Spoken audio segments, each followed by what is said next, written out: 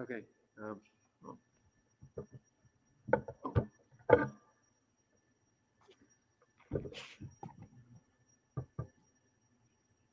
okay. Hare Krishna. So today is a special day. Um, this is a um, disappearance day of one nice devotee, who Srila Prabhupada personally recognized as a very nice devotee. His name was Jayananda Das. You know what Jayananda Das? You don't, of course. Okay, so we'll read about Jayananda Prabhu. Um, so I won't say too much about him right now.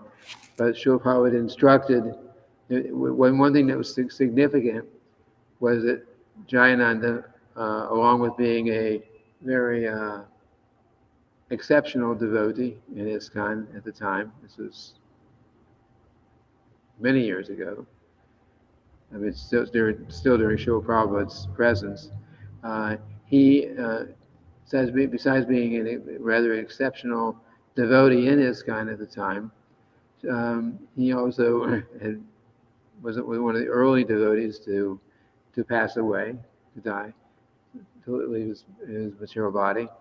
And Srila Prabhupada specifically said about him that because of his very nice devotional service that we'll read about, he definitely went back home, back to Godhead, which is kind of encouraging for us because it's not just theory, that we keep saying, okay, you chant, follow the principles, you keep engaged in devotional service, and at the end, we go back to Krishna.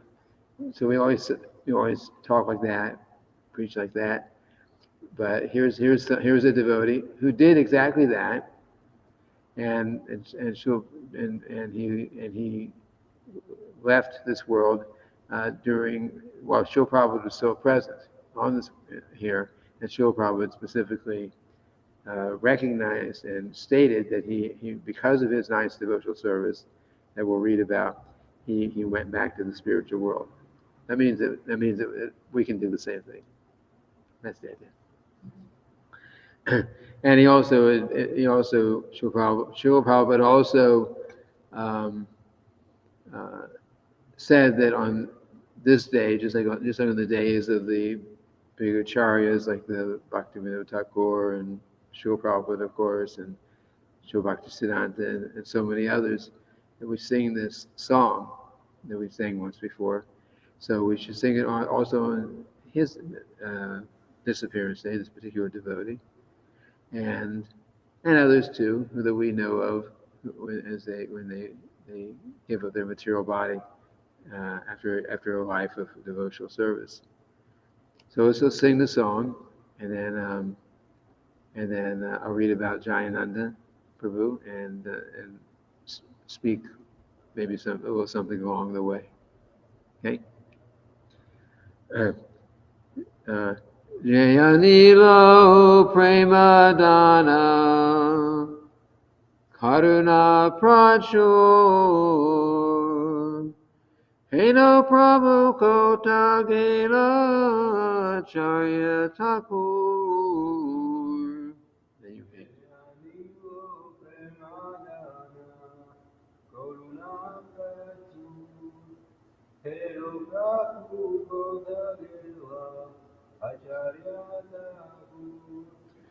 Kaha Swarup Rupa Kaha Sanatan Kaha Dasa Raghunatha Patita Pavan.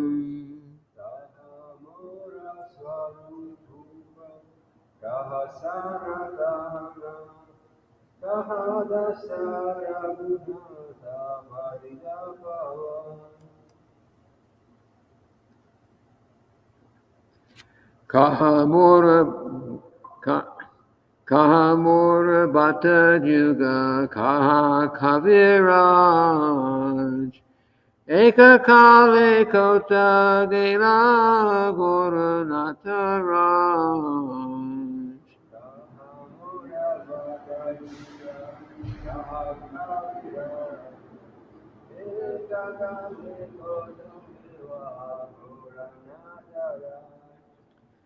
Pashane Kutibo Mata Anole Pashibo Goranga Gunera Nidhi Kota Gile Pavo.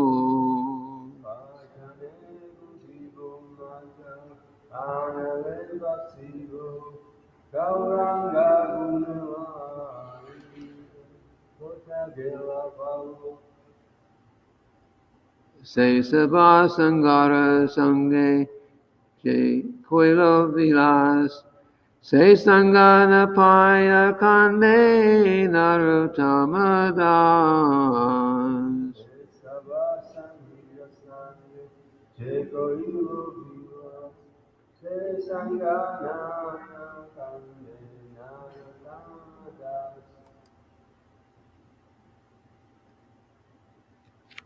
Translation. And the song the song itself was written by Srila Narottama Das Thakur when he was, so the specific mentions of these particular devotees here is because he came right after Lord Chaitanya had left, or just at the same time, and he was very much anxious for Lord Chaitanya's association because he'd heard about him and about the association of these other great devotees who were associates of Lord Chaitanya. But everywhere he went to try to get their association, they were all leaving this material world at that time. So he wrote this song in great separation, feeling of separation from them. So, he who brought the treasure of divine love and who was filled with compassion and mercy, where has such a personality as Srinivasacharya gone? Where are my Swarup Damodar and Rupa Goswami? Where is Sanatan? Where is Raghunath Das, the savior of the fallen?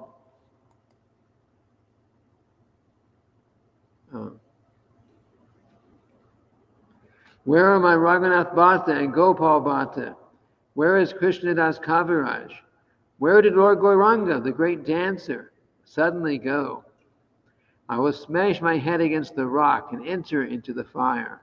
Where will I find Lord Gauranga, the reservoir of all wonderful qualities?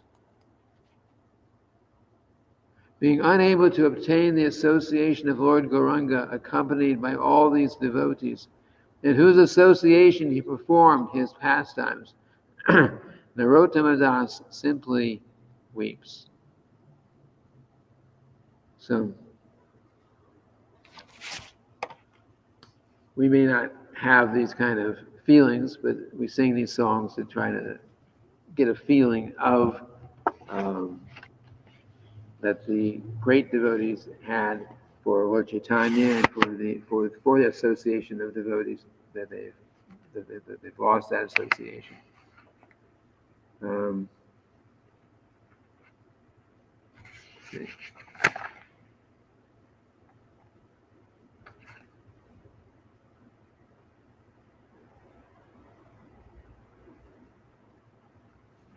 I think this is the most important part.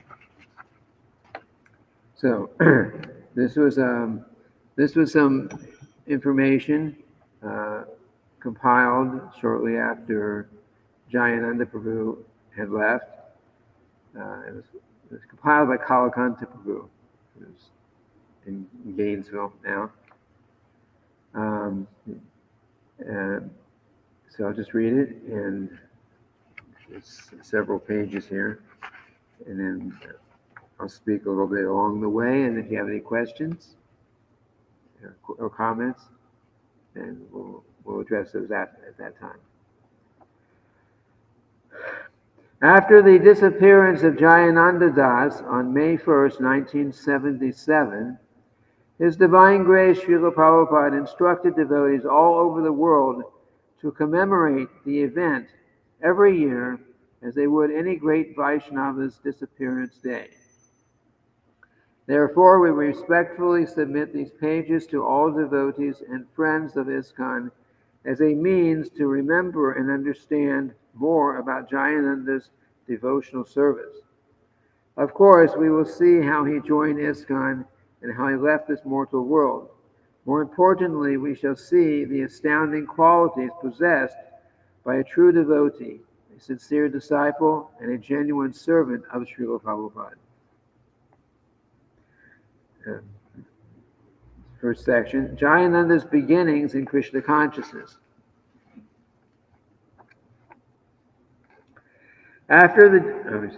Jayananda was an all-American boy, handsome, strong, intelligent, born in a more than middle-class family. Jayananda, whose other name was Jim Kaur, took a degree in mechanical engineering from Ohio State University. With a background like that, it is surprising that Jayananda ended up as a cab driver in San Francisco.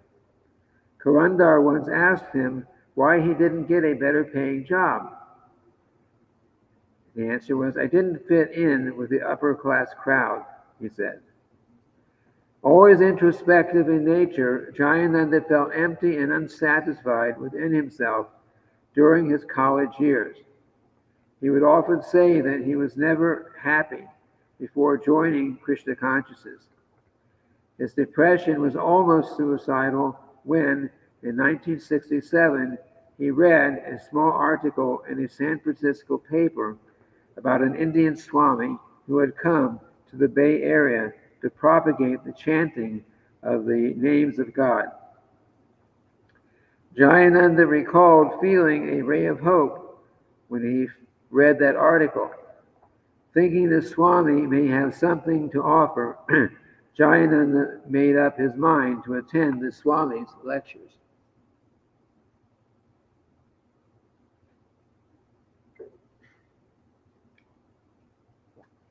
Srila Prabhupada's early lectures in the Bay Area were mostly attended by hippies, and Jayananda was one of the only straight people there.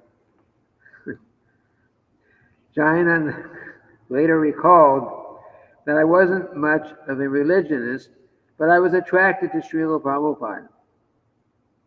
He was especially fond of it, talking about Jayananda, he was especially fond about attending the early morning lectures because at that hour, most of the hippies were still in bed.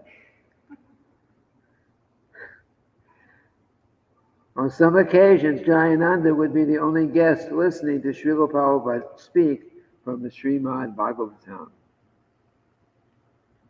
Srila Prabhupada was also giving Srimad Bhagavatam classes. Srila Prabhupada was always fond of Jayananda, and sometimes he would invite his budding disciple to take prasad with him in his room. Srila Prabhupada would cook prasad and serve me, Jayananda recalled. He didn't say anything. He just kept feeding me, and I kept eating. Jayananda soon donated his life savings of $5,000 to Srila Prabhupada to help His Divine Grace print the Bhagavad Gita as it is, first printing. As more and more devotees joined ISKCON in the Bay Area, Jayananda continued to work as a cab driver and supported the temple by contributing all of his earnings.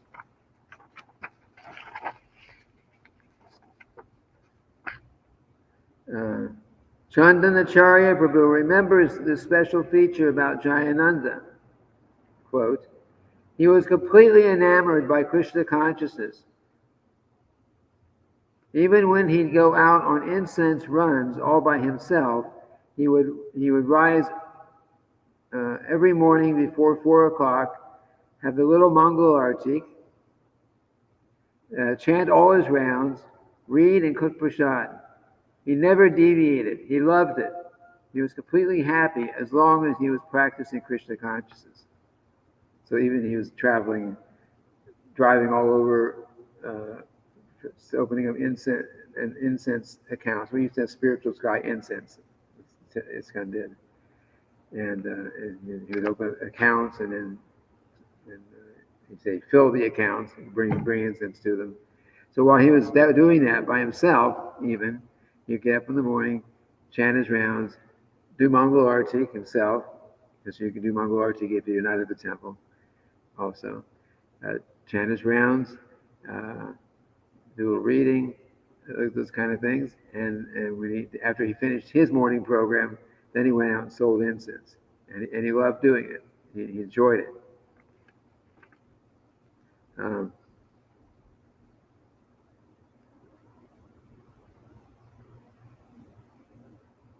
Taking prasadam, for example, Jayananda worshipped prasadam.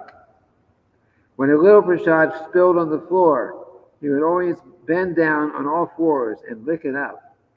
We actually used to do this when we took prasadam. He loved to cook, offer, distribute, and eat prasadam in a big way. He would always take prasad with him and distribute it, whether he was making a boga run, buying bulk foods from the market, or taking a chanting party downtown. He would even say prasadam in a special way that made you immediately want to take some. Jayananda knew how to attract people to Krishna consciousness with prasadam, with a prasadam weapon. When a new devotee came, for example, Jayananda would see to it that he was sumptuously fed with prasadam. When Jambavan Das was just becoming a devotee, Jayananda would bring him a plate of prasadam, so big that he thought that he could never eat it all. When he finally did finish the plate, Jayananda immediately put an identical plate down before him. "I can't eat that," said Jambavan. "Srila Prabhupada said you should eat till you waddle like a duck," said Jayananda. Jambavan would finish the second plate. Jambavan was also a big devotee, physically big. And just Jayananda also was big and strong and tall. Of course, Jayananda himself could be found honoring large quantities of prasad anytime, day or night. He was the kind of devotee who would come up to you at 10 o'clock with some peanut butter halwa and say, "Hey, Prabhu, come here, check this out." Another example of his attachment to Krishna consciousness is Jayananda's love for kirtan, chanting.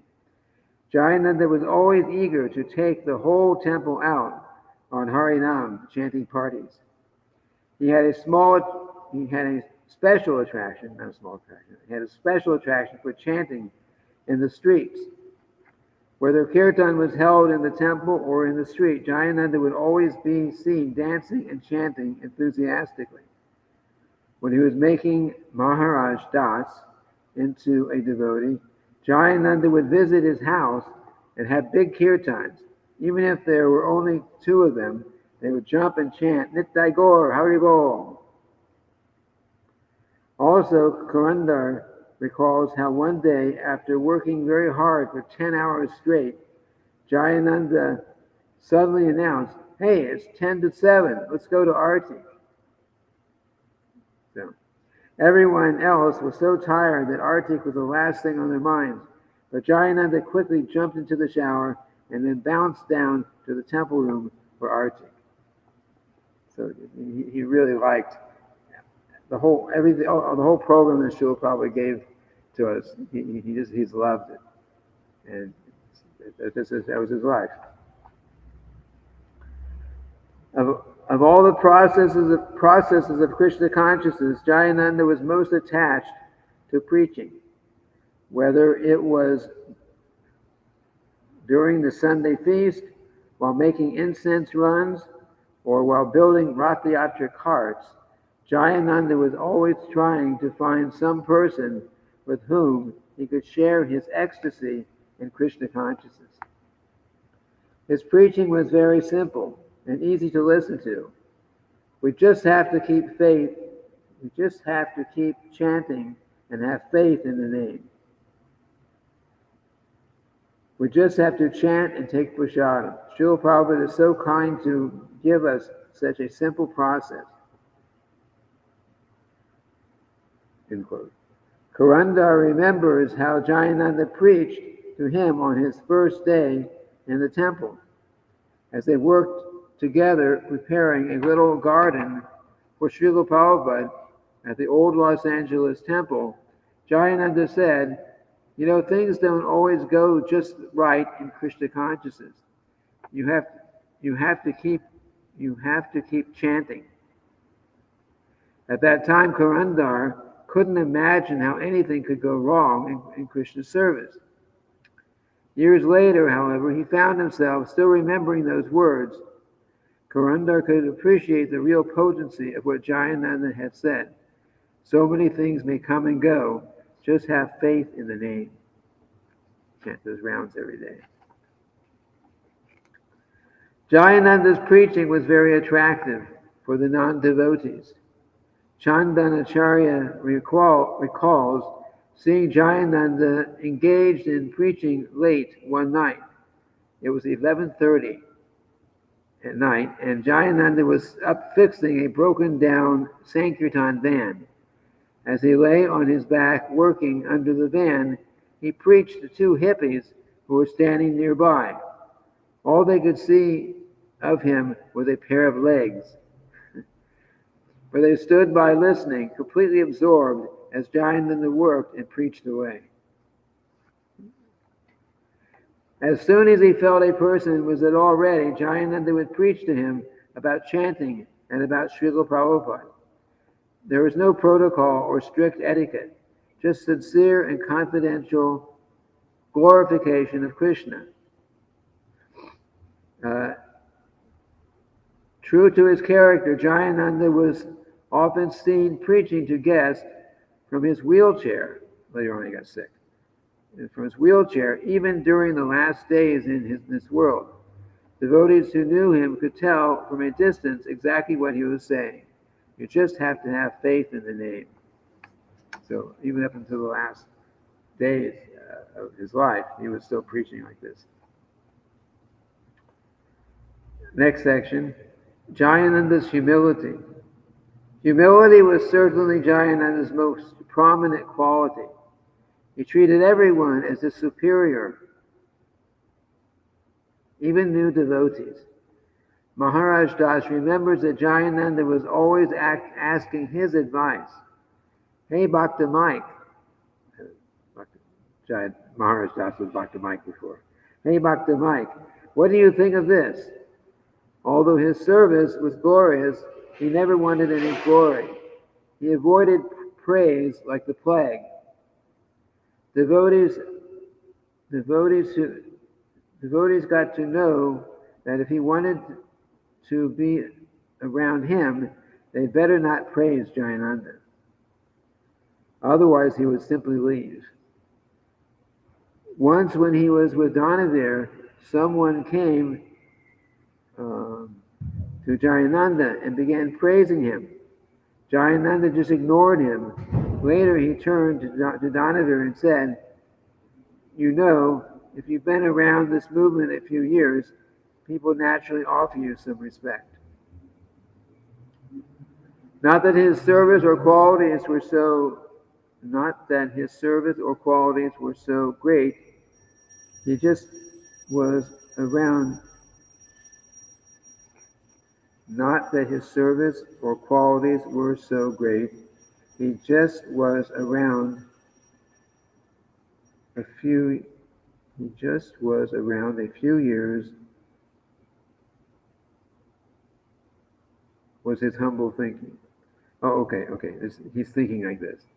My service is not so great. There's nothing, but I've been around a few years, so others naturally respect me. He was older also than most of the devotees who were joining the movement at that time. So naturally he was, and he was a leader by his qualities at least. If he ever spoke about himself at all, Jayananda would speak so humbly that Lochan Das recalls, it was difficult not to think of yourself as being better than him. If you had any reason to be puffed up, Jayananda would bring it out in you.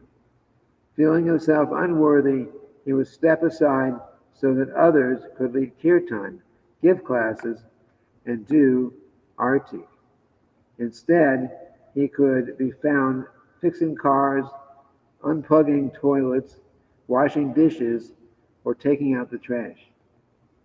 He wasn't looking for those glorious leadership positions. He was always satisfied to be in the background, just supporting. Once a new boy came to visit San Francisco Temple. He wanted to help, so Keshavadas sent him to the trash area where Jayananda was preparing the weekly trash run. Jayananda told the boy, "I'm the garbage man around here. For years I've been watching garbage men carry out trash, and now Krishna is giving me a chance to do this for him." The boy not only helped load the trash, but accompanied Jayananda to the garbage dump. Later, that boy became a devotee and recalled thinking, if the garbage men at this temple can be so blissful, just imagine what the rest of the devotees are like. The garbage men. Karanda recalls another incident of Jayananda's humility. One day, before Rath Yatra, I spent the whole day running around with Jayananda. By the time we got back to the temple, it was midnight. The whole building was so crowded that we couldn't find any space to lie down. Finally, we found a room in one storage closet. I was so tired that all I could do was throw down my sleeping bag on the floor and lie down. Yeah, everyone used to sleep in sleeping bags back in those days. We didn't have beds. Then I saw Jayananda walking out of the room. I asked him, "Where are you going?" He said he'd be right back, but I kept pressing him. And finally he explained that he had a few rounds of japa chanting to finish up. It's 12 o'clock at night, but he's so busy, so he's still going to chant his 16 rounds. He didn't want to keep me awake by chanting in our room, nor did he want me to feel bad because he was going out to do something else. He just wanted to slip away to some corner and fulfill his vow. I remember saying, sometimes it's not possible to finish all one's rounds because there's so much work to do. That's okay, I'm not too tired, Jayananda replied. I was amazed not only by his consideration for me, but by his full submission to Srila Prabhupada. 16 rounds a day. So, although perfectly qualified, Jayananda was reluctant to take a post as temple president or sannyasi. It was not that he wouldn't or couldn't do it. He would do whatever was asked of him. He was happiest just to be working under someone. In this way, he was the backbone of the Bay Area. Bay Area's ISKCON temple for years. Through frequently changing administrations, he would always faithfully serve the acting temple president. He was very special, and yet no one paid any special attention to him. That was just the way he liked things. Next section. Jayananda's service attitude. Jayananda was always ready to do whatever was necessary to push on Krishna consciousness. He was an expert in everything: cooking, preaching, deity worship, public relations, sankirtan, selling incense, construction, and everything else it takes to run a temple. He was a tireless worker. He would be the first one up in the morning and the last one to sleep at night. It was Jayananda who was always running out to get the flowers. Jayananda who was washing dishes and making sure the kitchen was clean. Jayananda who was often missing class because while he was out doing some service. and Jayananda, who was always encouraging others to go out and preach, and setting the example himself. Whatever assignment he was given, he would always get it done, even if he had to suffer personally for it. No matter how hard he was working, he would never stop for a nap during the day. He seemed to be inexhaustible. Jambavan Prabhu remembers that many times the San Francisco devotees will go out to Berkeley to distribute leftover prasad after a Sunday feast. First, Jayananda would be in the kitchen cleaning. Then someone would say, "Hey, how about this leftover prasadam?" Jayananda would say, "Okay, first let's get this kitchen clean." He would organize the cleanup crew and then work twice as hard as anyone else. Then he would transfer the prasad, load it, and the devotees into the van, drive the van to Berkeley, organize the distribution of prasad, and lead the kirtan while it was distributed. Very enthusiastic devotee. In later years, when he was with the Radha Damodar traveling Sankirtan party, Jayananda would help manage and sustain the traveling bus program and simultaneously do all-day Sankirtan day in and day out, side by side with brahmacharis.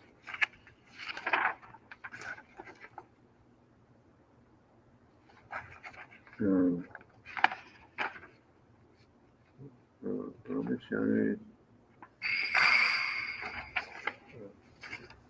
Scarcely half his age. He's twice as old as most of the devotees at that time. In spite of his advanced position and seniority, he never asked for any special treatment.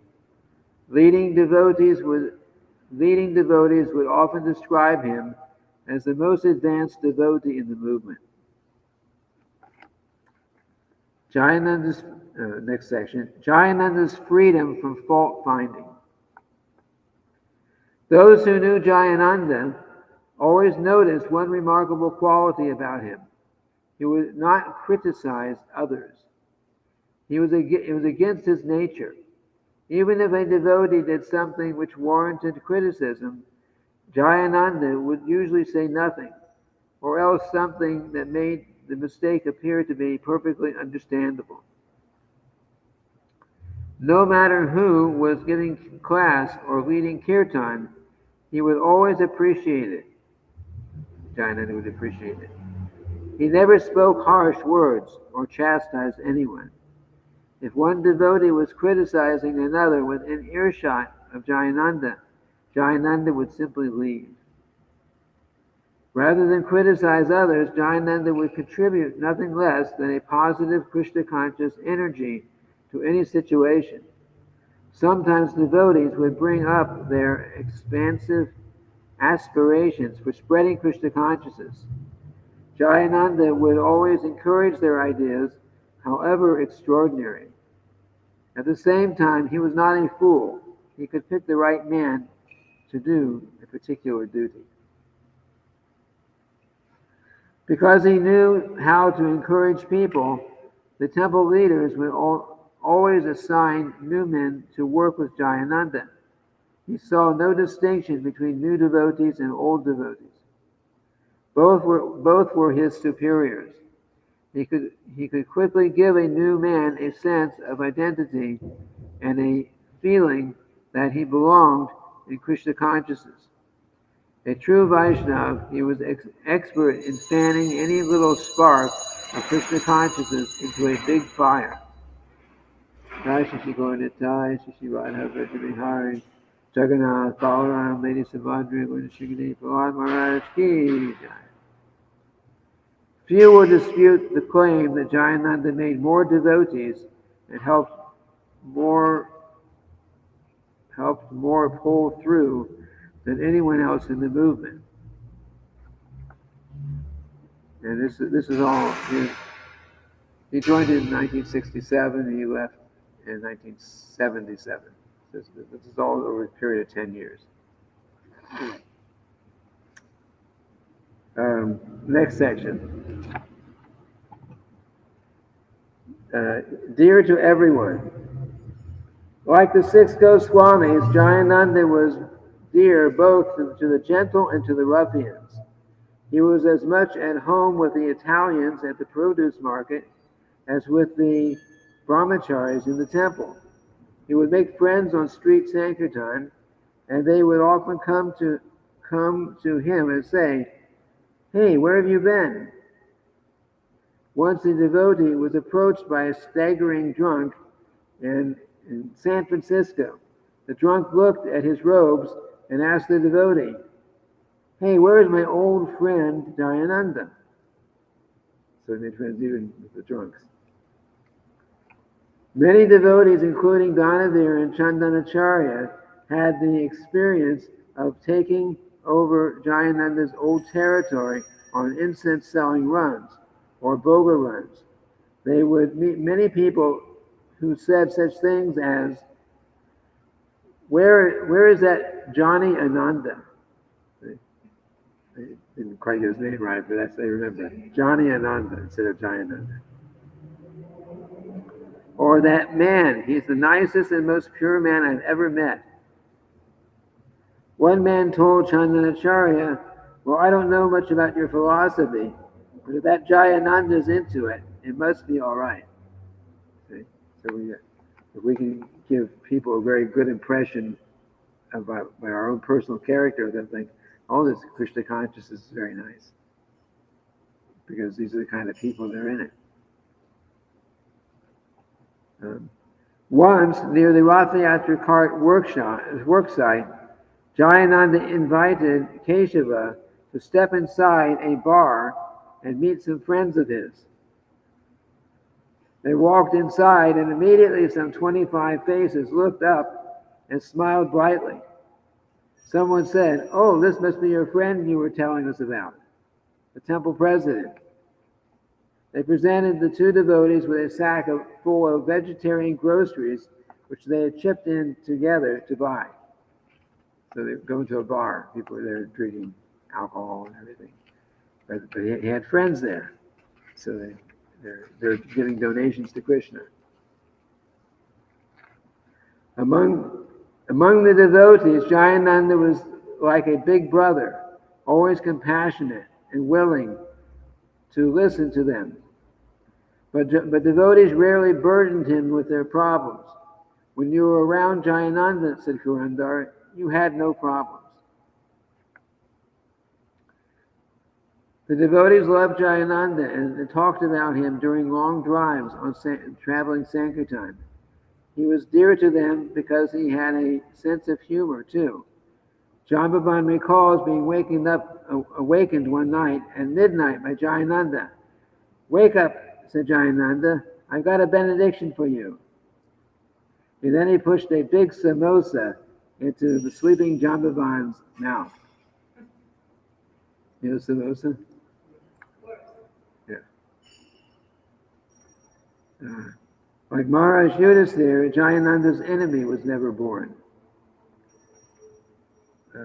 Maharaj Yudhisthira is one of the Pandavas, Arjuna, Yudhisthira, Bhima, Nakula, Sahadev, the five Pandavas, brothers of Arjuna, who heard Bhagavad Gita. So, like, Maharaj Yudhisthira was like that. He was so dear that he had no enemies. He didn't see anyone as enemy. So Jayananda is being compared to him. Okay, next section, expert at engaging everyone. Jayananda was very eager to see everyone engaged in Krishna service. He once wrote, "When I reflect on my consciousness, had I not had association with devotees in Srila Prabhupada, I shudder to imagine the nightmare I would be in. If we could become a little dedicated to distributing the mercy, so many could be saved, so much suffering." Because of his genuine compassion, Krishna gave Jayananda the unique ability to make people want to serve Krishna directly or indirectly. Whenever a new bhakta would come, Jayananda made him feel that he was engaged in an important work. He was older, bigger, and stronger than just about anyone in the temple, and everyone was glad to be working under him. He was willing to let people do things their own way without getting finicky about details, unless somebody's creativity interfered with practical necessity. New bhakta or old, everyone felt satisfied after a day's work with Jayananda. This was especially evident during Rath Yatra time. Jayananda would organize a crew of cynics, bloopers, uncooperative personalities, and non-devotees off the street to build the Rath carts. Although many of these men sat down for a smoke, during breaks, he would get them to work 10, 12, 14 hours a day. He was always glorifying others and working hard himself. In fact, he worked harder than anyone else. All those qualities made him very inspiring to work with. Moreover, there was something very personal about Jayananda that made everyone want to help him. Once he and Maharaj Das were struggling to load a heavy refrigerator on a truck. Two drunks were walking up the alley, and Jayananda said, "I'm going to give them a chance to do some devotional service." His enthusiasm for devotional service was usually contagious, and this was no exception. Those drunks were right in there helping, and the job was done in no time. Afterwards, as usual, Jayananda said to the drunks, "Now say Hare. Now say Krishna. Now say Hare Krishna. Hare Krishna. Jai, Hare Bol." Thank you, fellows. All glories to Srila Prabhupada. We can engage everyone. Jayananda's frugality is frugal. Money. Jayananda was well known as a transcendental miser. He hated to spend any of Srila Prabhupada's money. Personally, he had almost no possessions, even during his years as a householder. When he was on the road selling incense, he would sleep in the car or on a beach, or sometimes with friends he'd made in various cities. Many of these friends, such as Maharaj Das and Jiva Das, later became devotees as a result of Jayananda's preaching.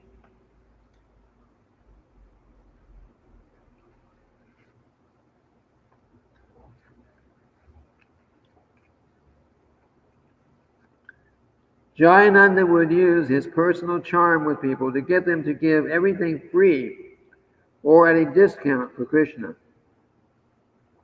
Without spending huge sums of money, he would personally collect nearly all the bhoga, flowers, lumber, paint, and everything else needed to put on a Rath Yatra each year. One year, there were hundreds of devotees at the temple to feed. Hundreds of devotees, because devotees would come from all over from other temples when there was a Rath Yatra. And this is the first place that there were Rath Yatras. And Jayananda didn't mention here. Jayananda actually gave the Rath Yatra festival in ISKCON was really kick-started by Jayananda. You know, it was Srila Prabhupada's idea, but he was the first one to actually build a Rath Yatra cart and have something going, and that was in San Francisco temple. So,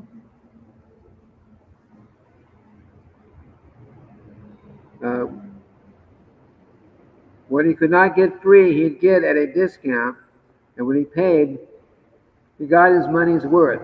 For example, after the festival would end, he'd rent a big truck with which to haul all the equipment back to the temple. Although the devotees would be exhausted after weeks of hard work, he'd insist that everyone come out and help pack things away, lest he have to keep the truck another day and pay another $50 rent. Although he was a senior devotee and could have had anything he wanted, he always dressed in old dhotis and work clothes, which he'd buy for $1 per set at the Salvation Army thrift store. Okay, now here he is about Rath Yatra. Jayananda, king of Rath Yatra. Jayananda was the backbone of the Bay Area Rath Yatra for years, and his experiences at each one was summarized in the 1977 Rath Yatra edition of Back to Godhead magazine. Behind the scenes, Jayananda was doing everything in preparation for each festival.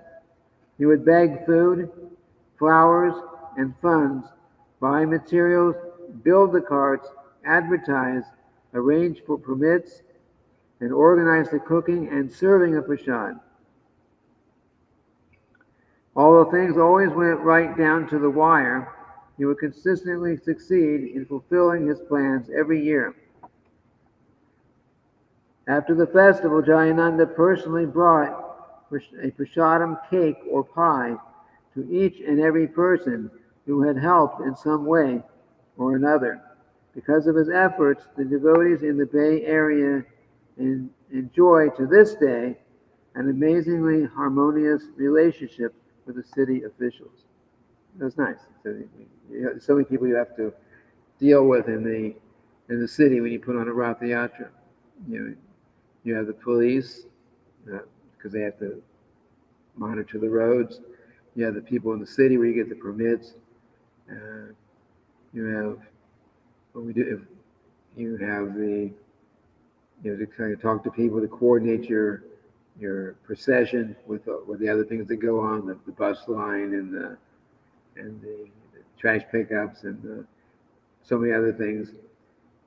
So he did all those things. He made all those arrangements, and everyone he had to deal with along the way, after the festival, he would bring them a cake or a pie. During the weeks before the festival, Jayananda would sleep at the site where the Rath carts were under construction. He would rise early every day. He would rise every day at 4 a.m. without fail, even if it meant he was getting only a few hours sleep or less. He kept his crew enlivened. He would cook fantastic prasadam on a tiny gas stove at the site.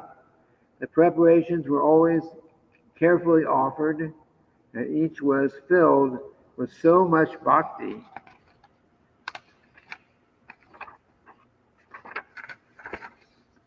that the temple devotees would sometimes sneak down to the cart site just to get some.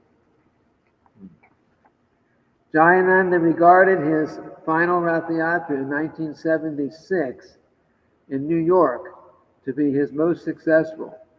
Here is how he described the event in a letter to Keshava Das.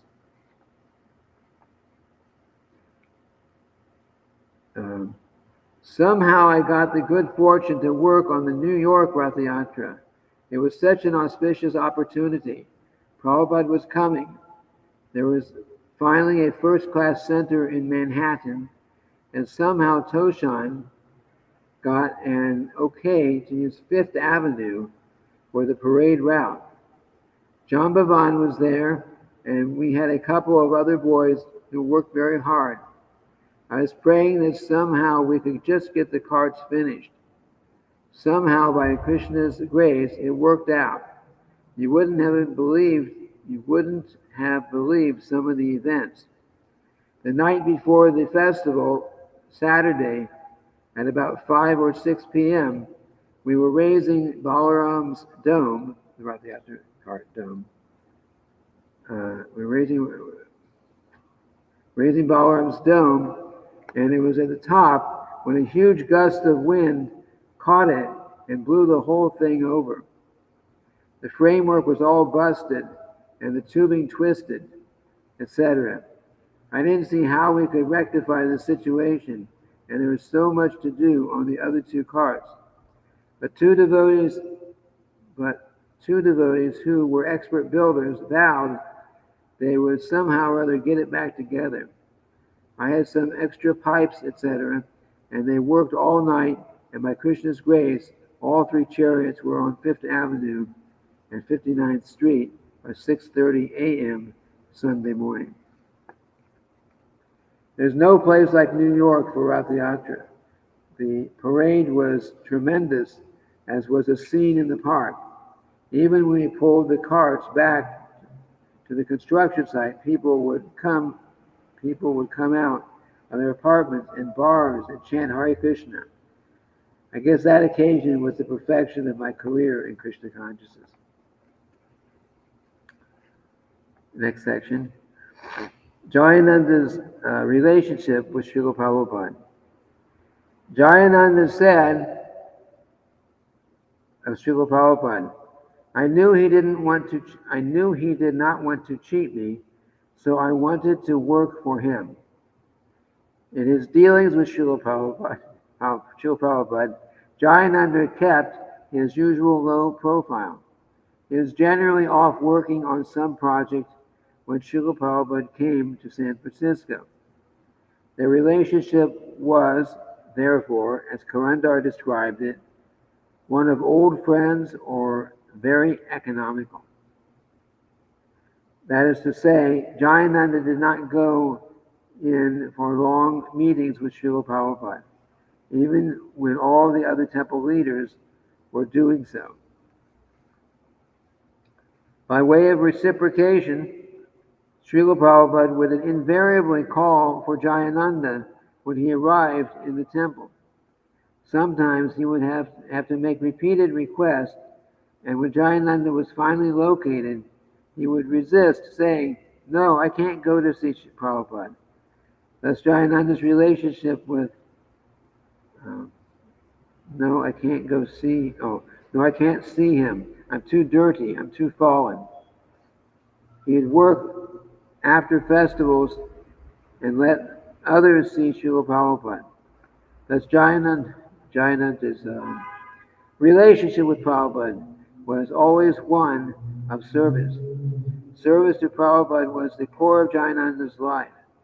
Once Danavir asked him, how does one make spiritual advancement in Krishna consciousness? Jayananda answered, I don't know. I'm too busy working to think about it. That was the answer.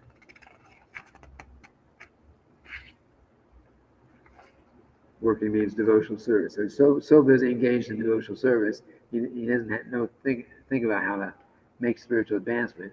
It's happening automatically. He was doing it. Yeah. Srila Prabhupada always appreciated Jayananda's sincere service. He wrote to Jayananda in December 1975. I was very happy to get your recent letter. I'm always thinking of you and praying to Krishna for your advancement in Krishna consciousness. Yes, I remember the old days in San Francisco. Krishna has been so kind upon me to have sent so many sincere disciples to help me push on this movement on behalf of my Guru Maharaj. You continue with your program there in San Francisco, always strictly keeping our principles, and Krishna will bless you with greater and greater realization of the importance of this movement. I am dependent upon you. I am dependent upon you, my older disciples, to carry it on. I hope this meets you well. Srila Prabhupada Jayananda. Jayananda's first meeting with Srila Prabhupada first took place in New York City at the final meeting. Jayananda's final meeting with Srila Prabhupada took place in New York at the 1976 Rath Yatra. When Prabhupada arrived at the airport, Jayananda drove the car to pick him up. Prabhupada was sitting in the back seat and he asked, "Who is driving?" The devotee said, "This is Jayananda." "Oh, I know Jayananda," said Srila Prabhupada. "He gave me $5,000 to print my Bhagavad Gita." This was like 10 years before. Prabhupada's final letter to Jayananda, written after his disappearance in May 1977, is enclosed herewith. I hope it's part of this. Well, the next section here. Jayananda was not only big.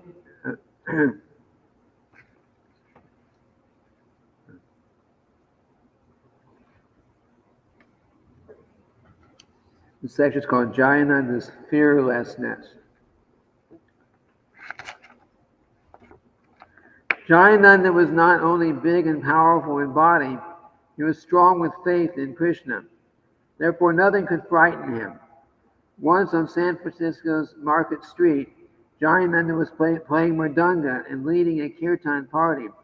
When down the street, an enormous man appeared. He was at least 7 feet tall and weighed perhaps 300 pounds. His unkempt beard and drunken appearance indicated that he was an old veteran living in the bars off of his pension. As he approached the kirtan party, the temple's reserve kshatriyas. Kshatriyas means like a warrior, that's strong. Keshavadas and Guru Kripadas readied themselves for a fight. Sure enough, the monster marched up to Jayananda, turned and began to shout, "Stop that chanting!" Jayananda looked him straight in the eye and said firmly, "Just chant Hare Krishna. Just chant Hare Krishna." To everyone's amazement, the drunk simply turned around and walked away without a scrap. The ultimate expression of Jayananda's fearlessness came at the end of his life when he was diagnosed with leukemia and cancer of the lymph glands. He wrote from the hospital. "I was out of the hospital for a month going to the clinic, and now I am back for a couple of weeks for intensive treatment. Actually, the whole thing was a real blessing, as it made me realize that death is right at hand. Somehow I need these potent reminders to help me advance in Krishna consciousness. For the time I was in the temple, I was appreciating Krishna consciousness so much more than ever before. So it's been a real blessing."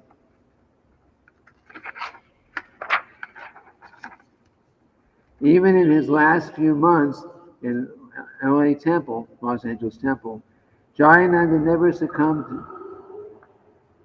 to fear or self-pity. When his old friends would come to his room and see his withered form and ghostly appearance, they would find it hard to talk their way around his condition. When Jayananda communicated, on the other hand, was complete disinterest in the whole subject of his health. Besides, he was scheming how to put on Rath Yatra in Los Angeles. Even when he's dying and he's skinny and close to dying, he's still thinking, how can I put on Rath Yatra? Sitting on the lawn in his wheelchair, looking like death personified, Jayananda could not stop thinking and talking about Rath Yatra. Karandar remembers looking at him from his desk. Jayananda was there, the epitome of Krishna consciousness and fearlessness,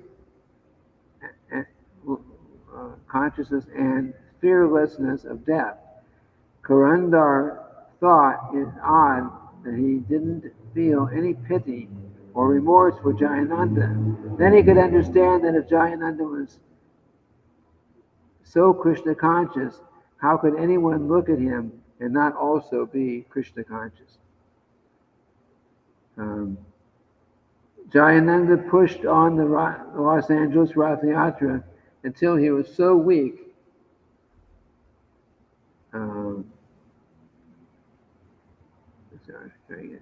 Jayananda pushed on the Los Angeles Rath Yatra until he was so weak that he could no longer pick up the phone and call old friends to ask for donations. Factually, he collected a large amount of Lakshmi and devised the various means by which the festival could take place. The festival managers will readily admit that without Jayananda's presence, the Rath Yatra festival would not have taken place in Los Angeles that year. Thus, he proved that by engaging in devotional service, one transcends even the fear of death. Conclusion: that Jayananda passed away while Srila Prabhupada was still on the planet is not insignificant. In this way, Srila Prabhupada was able to confirm to all of us that everyone should follow the example of Jayananda. Certainly those who knew Jayananda should take it upon themselves to preach about his qualities of humility, eagerness to serve, equanimity, and devotion to Krishna and Prabhupada. We offer our respectful obeisances to all such devotees who understand these qualities and try to share them. We offer our humble obeisances unto His divine grace, Srila Prabhupada, and to Sri Srimad Jayananda Prabhu, exemplary teacher of devotional service and Krishna consciousness.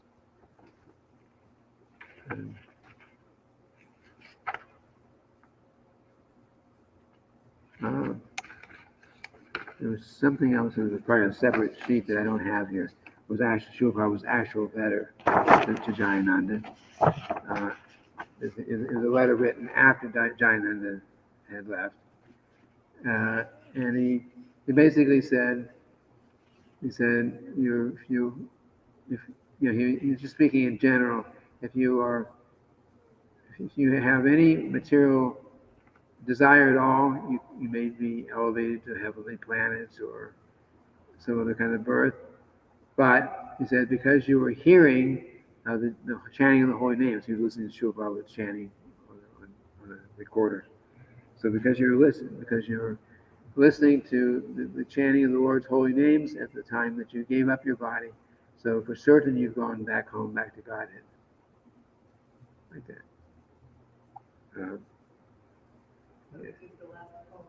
Huh? Yeah. Whatever you're thinking, whatever one is thinking at the time of giving up this body, that will determine his next body. So if we're thinking about Krishna, somehow, then we go back to Krishna. We don't become Krishna, we go back to Krishna. Like that. Anyway, there's another letter there, but it's getting late. So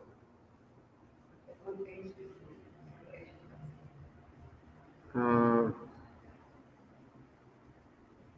don't know. He was in his 30s or 40s. 40s, I think. Yeah, somewhere in his 40s. I think he joined the movement. He was 38. And, so he wasn't very old, but he did an awful lot of service while he was there, while he was present. And he did start he kick-started the Rath Yatra in the United States. He did it in San Francisco for years, then he did it in Los Angeles, and then he got a chance to do a Rath Yatra in New York also. Hare Krishna. Any questions? Yes, full of qualities. And the point is that we, by chanting, by sincerely following the process, all those qualities that Jayananda showed, they all will develop within us. We can develop all those qualities. We don't have, in Krishna consciousness, you don't have to separately try to develop every all kinds of really good qualities. You try to be Krishna conscious, and everything else naturally comes because we can be purified. And then there's qualities which are the nature of the soul. They start manifesting. So Jayananda was very, very enthusiastic in his Krishna consciousness. Krishna. Jayananda was very, very enthusiastic in everything, the whole process. He loved chanting. He did japa. He was very strict on his 16 rounds. He loved chanting, going out and preaching and chanting in the streets. He uh, he loved cooking and distributing prasadam. He loved engaging devotees. He loved telling people about Krishna, and he was humble. He was so much he did, and he was so much appreciated, but he never thought of himself as anyone great like that. So that all these qualities naturally will develop just by being. The Nectar of Instruction says. Nectar of Instruction says. Utsaha Nischaya Daryat. Karma Pravartana. We have to be enthusiastic. These are six things that are very favorable for us to become Krishna conscious. We have to be very enthusiastic. We have to be very enthusiasm, confident. Because we believe in the process. We believe in the process that we're following, and we have to be patient. Those are the first three. So very enthusiastic to follow the process, confident that the process will work, and patient because we don't become Krishna conscious overnight. So he was very enthusiastic. He completely believed in the process of Krishna consciousness, the same one we have here. He was doing it then, and he was patient. And then, of course, the other ones are the association with devotees, being humble, and different things like that. So all those qualities uh, uh, he had. He had all those qualities that were favorable for us, and he didn't like to do things like criticizing others or hearing the criticism of others. It's hard to avoid sometimes, but he hated that, criticizing or hearing criticism of others.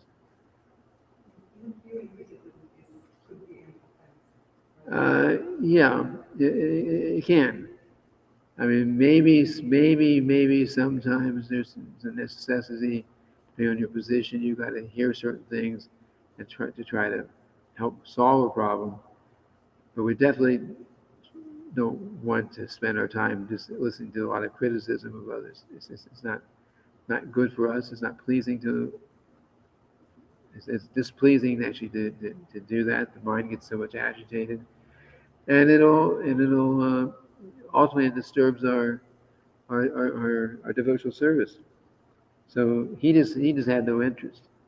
Like I said, if someone made some mistake, someone messed up something, then he would try to explain solve the problem without really putting someone down.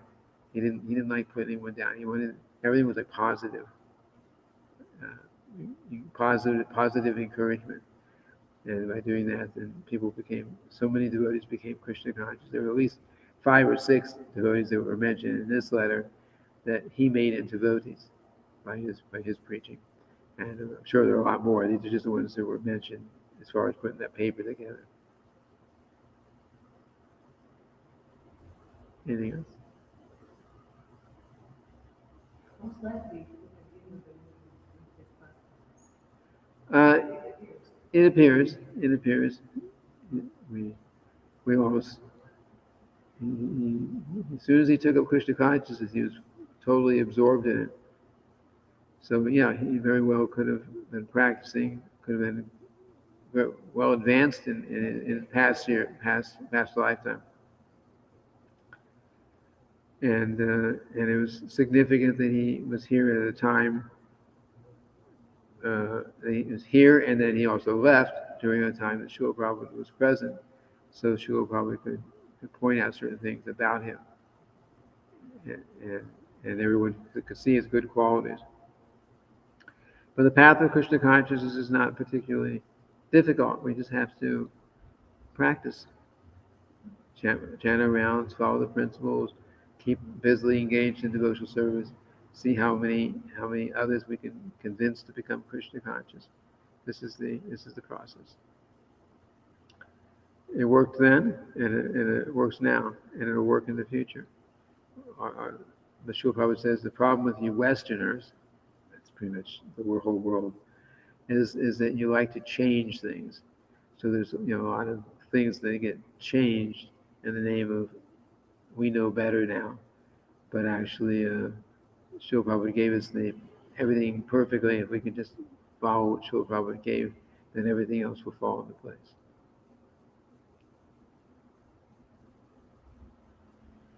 So I guess we should end here. I have some duties to perform. And tomorrow, Monday, Tuesday, Wednesday is Lord Nishringadeva's appearance day. So we'll definitely have to speak or read something about Lord Nishringadeva in the morning. I'm also giving the class at night for the festival. And tomorrow, Srimad Bhagavatam, of course. Okay? Srila